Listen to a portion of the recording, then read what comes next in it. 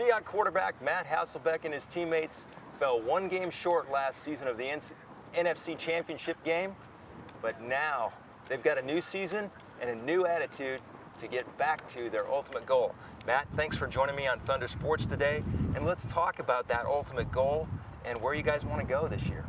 Well, I think all teams right now starting out, everyone wants to get to the Super Bowl, and that's what everyone's talking about. But talking about it doesn't get it done. Working hard out here on the practice field and in the classroom, that's what's going to get it done. So we're hoping to be the best, and we got to do that each and every day in practice. We got to be the best.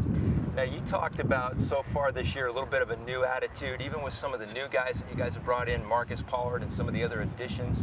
Is there really a new attitude? I think for the last few years, we've really been developing that attitude on our team, and it's not something brand new. I think we had the right attitude last year. We had a couple unfortunate injuries that made it a little bit tougher for us, but I think coming in, we've talked about it a little bit more, how, hey, this is a very, very important part of the equation, being a good teammate and really working hard, doing the best that you can each and every time. Speaking of unfortunate injuries, you had a problem last year with some fingers in your non-throwing shoulder. What did the Lord teach you through those experiences? Well, I mean, no one wants to go through injuries or tough times, and there's certainly much tougher things to go through. But I tore my MCL last year. I had shoulder surgery at the end of the year. I had broken fingers. It was definitely a humbling experience. And sometimes as an athlete, when things are going really well, you feel like, hey, I got this, I can do this on my own. But with injuries affecting everyday life, I mean, everything from having breakfast to playing out on the football field, it definitely makes you rely on Him more. And I guess say to yourself, I really cannot do this alone. And I heard that you had an opportunity through all this to kind of explain some more things to your kids. And that was kind of a unique experience for them because they hadn't really seen you go through that either. Yeah, I remember the night that I sprained my knee. We came home and my kids saw me there, and I actually was getting acupuncture on my knee with one of our team doctors. And my kids were very, very scared by it and very, very upset by it. And it was a good teaching opportunity for my wife and I to sort of explain to them about injuries and sickness and why it's okay, why you don't need to be afraid, and that kind of stuff. Now let's talk about this new season and what you're looking forward to most with this new season. The most exciting thing for me right now is we've got a new bunch of guys, a lot of guys that came to us from college, and then some guys that came to us through free agency, and really just the process of coming together as a team. This is a brand new team. It's different than last year's team.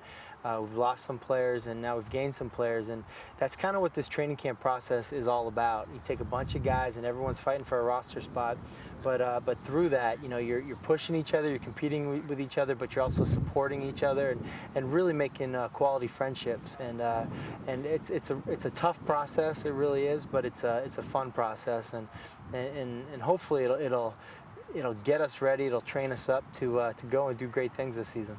What's God speaking to you about this season, going into this season? Well, in years past, I think we've done a really nice job on our team as the Christian guys on our team being unified. We have so many different churches represented, different denominations represented on our team, and so many different backgrounds. But through that, we have all done a really nice job of being unified on the key things of the Christian faith, and that's Jesus and who He is and what He said when He was here. And I think we've done a really nice job of that. I think for the next step for our team is to really just live it on a daily basis for the guys that are not Christians on our team, and for that to be our biggest testimony. Is just each and every day they see how we perform with excellence on the football field, working as hard as we possibly can, but also being the best teammate and coachable player that we can possibly be in the classroom. And just have that aroma, that fragrance of Jesus just come out through us on an everyday basis. Yeah, that brings me to Romans 12:18. Be at peace with everyone as far as it is up to you. Make it possible by everything that you do. Mm-hmm. Make sure that you're not a stumbling block to anybody that's in your path. Absolutely.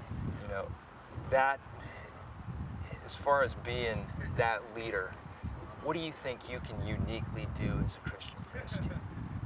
I think there's a few things. Obviously, when I talk about living it, sometimes when you're the quarterback of the football team, or people say, oh, you're the leader of the offense because of the position you play, what does that mean exactly? And to me, the way that I can live out my faith in that leadership way is to just really serve my teammates. What can I do to help my teammates? It's not at all, what can my teammates do to help me?